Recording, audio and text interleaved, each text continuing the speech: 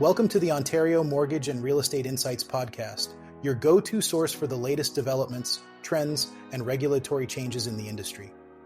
I'm your host, Steve Hamoen, here to provide you with insights sourced from reputable news outlets to help you stay informed and make well-informed decisions.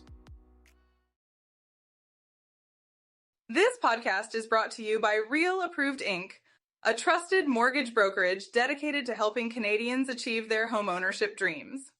Visit realapproved.ca to learn more about how our experienced team can assist you with your mortgage needs. Let's dive into today's episode. Today we're diving into the recent news from Barrie, where mortgage payments are easing due to Bank of Canada rate cuts, but renewal stress is a growing concern.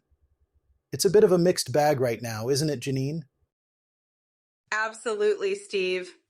While it's great to hear that homeowners with adjustable rate mortgages in Barrie are seeing a 5 to 7% drop in their payments, there's a looming concern with the upcoming renewals.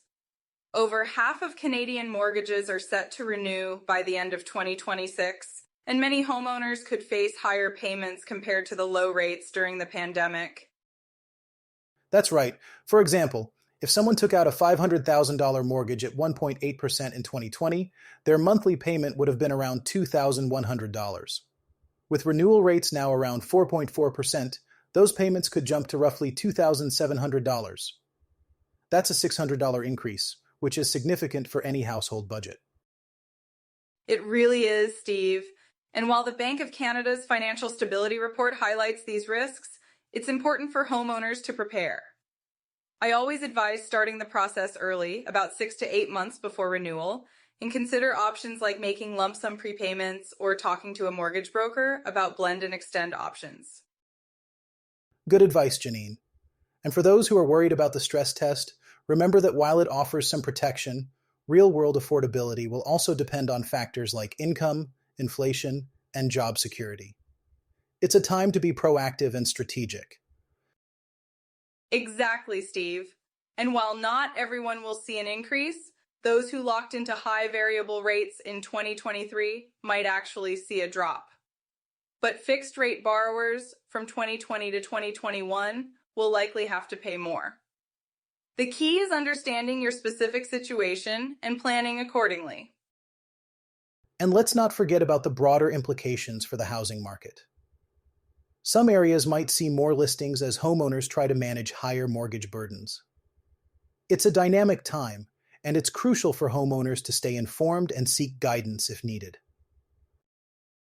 Let's delve into the recent developments at WealthONE, a bank that's making waves in the Alt-A lending market. With new ownership and a strategic pivot, WealthONE is positioning itself as a major player in Canada's financial landscape. This is an intriguing move, don't you think, Janine? Absolutely, Steve. WealthONE's journey is quite fascinating. Initially, they faced some challenges, particularly with their focus on serving Chinese immigrants, but now they're broadening their scope to cater to entrepreneurs, contractors, and newcomers. These are clients who might not have a traditional income profile but possess high net worth and creditworthiness. Exactly, Janine. The acquisition by a consortium led by Globalive, founded by Anthony LaCavera, marks a new chapter for WealthONE. With a fresh board and leadership, including President and CEO Paul Leonard, they're targeting an underserved niche in the Canadian market. It's like they're taking a page from the Equitable playbook, aiming to carve out a space where traditional banks might not tread as easily. And what's really interesting, Steve, is their focus on brokers as a core part of their strategy. By forming partnerships with major players like DLC and M3 Group, they're ensuring that their Alt-A products reach a broader audience. This approach seems to be paying off, even though they face setbacks, such as the divestment of shares by previous shareholders due to regulatory issues. That's right, Janine. Despite those challenges, WealthONE retained its regulatory approvals and continued to grow its niche product line. The investment from Globalive is allowing them to bolster their technology and cybersecurity, which is crucial for a bank looking to innovate in digital services. It's exciting to see them leverage technology to enhance their offerings. With open banking on the horizon, WealthONE could be in a prime position to introduce new lending products that are nimble and customer-focused. Their new board chair, John Webster, brings 37 years of experience in the mortgage industry, which should help them navigate this competitive landscape. John Webster's appointment indeed signals their ambition to be a leader in mortgages and alternative lending. His experience with institutions like Maple Trust and Scotia Mortgage Authority is invaluable. WealthONE is clearly gearing up to not just survive, but thrive in the Alt-A market. And for brokers, this means more opportunities to offer diverse products to clients who fall outside the conventional lending criteria. WealthONE's focus on providing efficient and reliable service to brokers can only enhance their reputation in the market. Absolutely. As they continue to grow and refine their offerings, it'll be interesting to see how WealthONE shapes the future of Alt-A lending in Canada. They're certainly a bank to watch as they aim to capitalize on regulatory changes and the evolving financial needs of Canadians. Let's dive into the recent passage of Ontario's Bill 17, known as the Protect Ontario by Building Faster and Smarter Act 2025. This legislation is set to accelerate development approvals and streamline building charges across the province. What are your thoughts on this, Janine? Well, Steve, this is quite a significant development. Bill 17 is designed to reduce red tape and fast-track housing and infrastructure projects, which is good news for homebuyers and investors. It introduces some key reforms like deferred development charges until occupancy and municipal planning standardization. This means that builders can minimize upfront borrowing, which could, in turn, speed up the process from approval to move-in. Absolutely, Janine. For Burlington buyers, these measures could lead to more timely completion of mid-rise condos and townhome developments. This not only enhances selection, but also offers more financing choices when planning a move in the fall. Jason Woods from TLC Mortgage Group is offering targeted advisory sessions to help buyers and investors capitalize on these changes. It's a proactive approach that aligns with the market's evolving landscape. Yes, Jason Woods is really stepping up to guide local buyers through this transition. He's launching September Strategy Workshops, which are virtual sessions focused on leveraging Bill 17's impact. Plus, he's providing pre-approvals and rate strategies to ensure clients are ready to act when new developments launch. This kind of preparation is crucial, especially when dealing with transit-linked developments, where zoning changes could impact property values. That's a great point, Janine.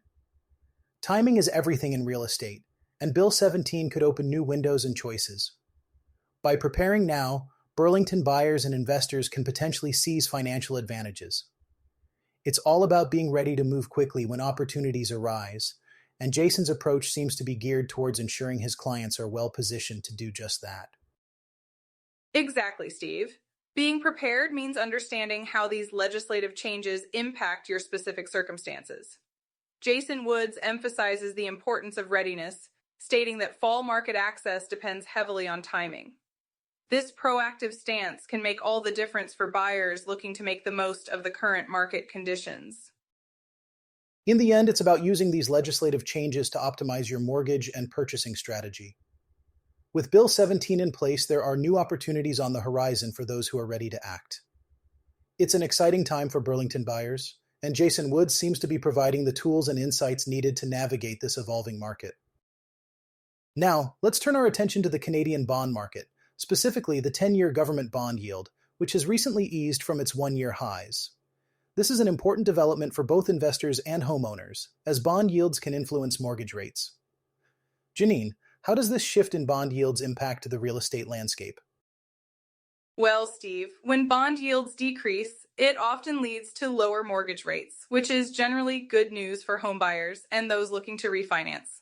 The recent dip to below 3.5% from a high of 3.611% earlier in July reflects a broader rally in global bond markets. This rally has been driven by renewed concerns over U.S.-China tariffs and uncertainty around the Federal Reserve's policy, prompting investors to seek safer assets like government bonds. That's right, Janine. The Canadian market has been reacting to both international and domestic factors. While high core inflation and strong job creation initially supported higher yields, The softer headline CPI reading for June at 1.9% and stable labor market conditions have led to expectations that the Bank of Canada will maintain its current interest rate. This stability can be reassuring for those considering long-term investments in real estate. Absolutely, Steve. With the Bank of Canada likely holding interest rates steady, it provides a level of predictability for buyers and investors. The latest Business Outlook survey also indicates that businesses are less worried about severe U.S. tariff actions and expect little change in inflation and employment. This adds another layer of stability to the market, which is crucial for long-term planning. And for those in the real estate sector, understanding these bond market dynamics is essential. Lower bond yields can mean more favorable conditions for borrowing, potentially leading to increased activity in the housing market. It's a reminder of how interconnected global markets are and how they can influence local economic conditions. Exactly, Steve. It highlights the importance of staying informed about both local and international economic trends. For homeowners and prospective buyers, this could be an opportune moment to assess their mortgage options and consider refinancing if it aligns with their financial goals. It's all about seizing the right moment to make informed decisions. Indeed, Janine. As we continue to monitor these developments, it's clear that the easing of bond yields presents both opportunities and challenges. Staying proactive and informed is key to navigating the changing landscape of mortgages and real estate. Thanks for tuning in to another episode of the Ontario Mortgage and Real Estate Insights podcast. We hope you found today's insights valuable as you navigate the world of mortgages and real estate. Before you go, a quick reminder, Real Approved is here to make your mortgage journey smoother. Whether you're buying your first home or refinancing, their experienced team is ready to guide you with personalized support every step of the way. Visit realapproved.ca to get started and take the next step toward achieving your home ownership goals. Catch you next time and stay informed with the latest industry insights.